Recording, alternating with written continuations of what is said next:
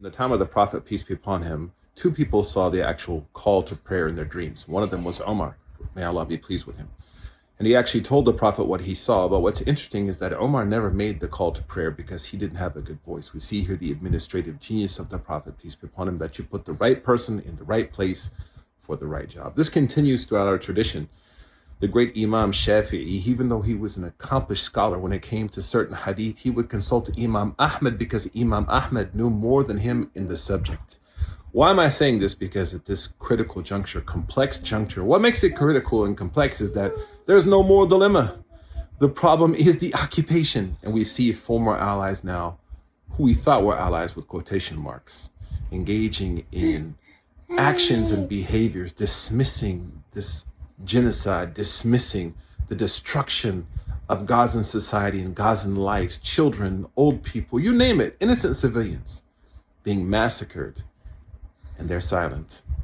And so what's going to happen is we're going to pull away from those allies. And for me personally, that is a breach that can never be healed.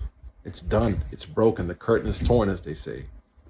So what they're going to do is they're going to pivot and try to find people in the community who don't know or don't know the most, and employ them to talk about issues for which they are ill-informed of or not completely informed of. And they're going to bypass the experts, is what I'm saying. They're going to bypass the ones who could make the adhan better than Omar.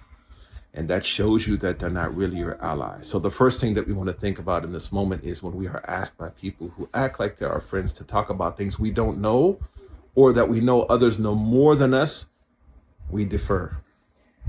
And that's the second strategy. Not only do we defer, we recommend.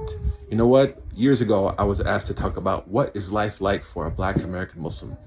How on earth am I going to speak to that issue? But I know who can. Sheikh Aisha Prime, Sheikh Ubaidullah Evans, Imam Mark Manley. There's a host of people that can talk about that. Not me.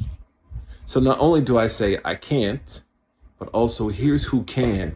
And that will tell you if they're really your allies, because they're going to take your recommendations as seriously as they would have taken your participation. So when people ask you to talk about Islamophobia or Palestine, if you don't know about those things, or you know people who know more than you, refer them to those people. Barakallahu feekum.